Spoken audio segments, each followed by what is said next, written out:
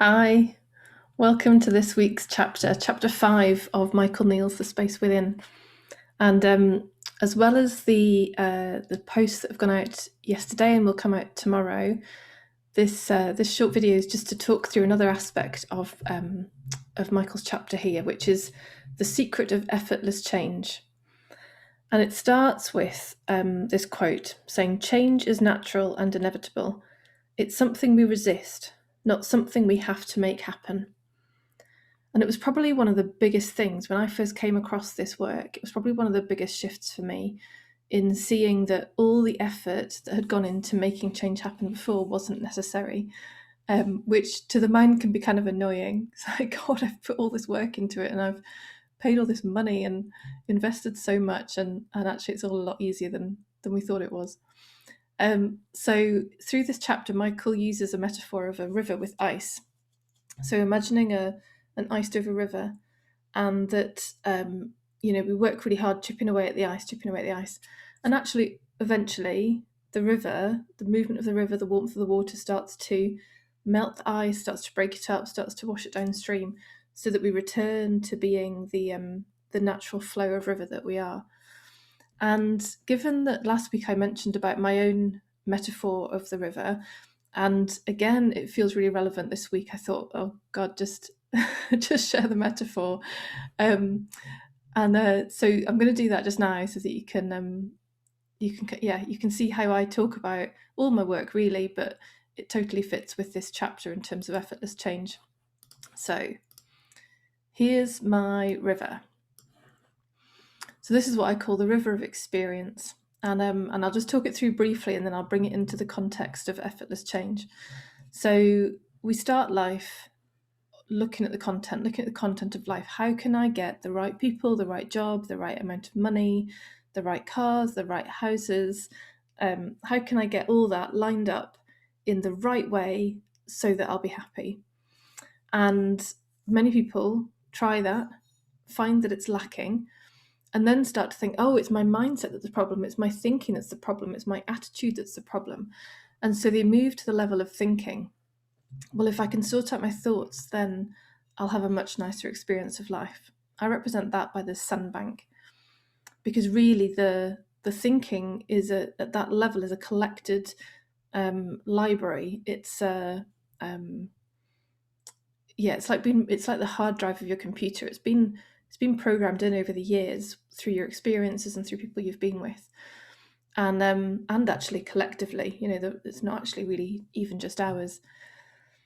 So we then think, yes, so if I can sort out this thinking, then I'll have a nice experience in the content. If I can change my attitude about my job, then I'll enjoy my job. If I can think more positively about my partner, then I'll be happier in my relationship. And then, as I and many others find, we discover that that doesn't work either. Not reliably, not consistently. We find that still there are outbursts, still there's upset, still there's thinking or behaviour that we think doesn't really align with who we know ourselves to be. And that's what brings us to what I call innate brilliance. True self, true nature, who we really are, our essential self. All these words point to the same thing. And this, in the context of Michael's chapter being about effortless change, this is where change comes from. This is natural change.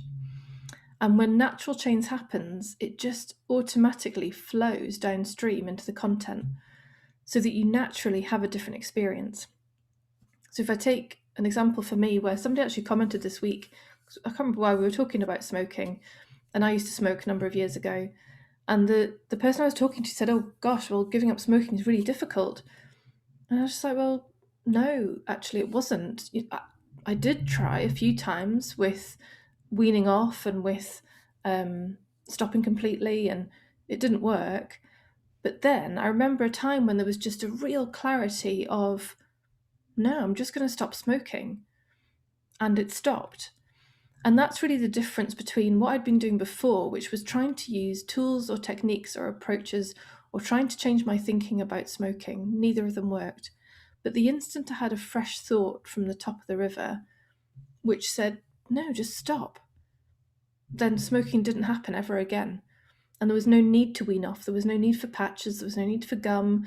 There was no need for effort. It just changed. And that's really what's available to all of us. And the more we keep looking to our thinking, believing that if we can get our thinking right, then the change will happen, we find ourselves in this endless rotating drum, because as much as there's a thought saying, I want to stop smoking, there'll be another thought that says, oh, but it's so nice, and think about how you feel and think about how much better you feel as a result of it. Or, for example, if you were thinking, oh, I want to be further in my career or more successful with my business, there'll be another thought that says, do you deserve that? Are you capable of that? And so these contradictory thoughts fight back and forth at that level of the sandbank and prevent change when they're believed. And so the more we look here, the less change happens. So back to what Michael says at the start, it's the resistance to change which actually stops it.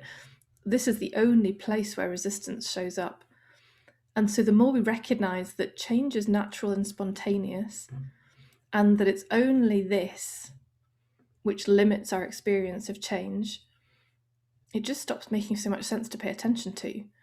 And then we find ourselves in the flow of natural, effortless, spontaneous change more of the time, which is really what we're all wanting. So I hope that's useful to you. Do let me know, share any comments or questions or thoughts. And yes, just as a reminder, this is part of the Brilliance book group. We're on chapter 5 just now, so we're almost halfway through.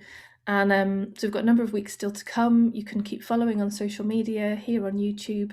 You can sign up to my newsletter to follow through there. And the next book group's going to start on the 9th of September. So if you're interested in that, then get in touch and I can let you know where we're up to with that. And and I can share the link once it's available to book on. So thanks for watching. See you soon.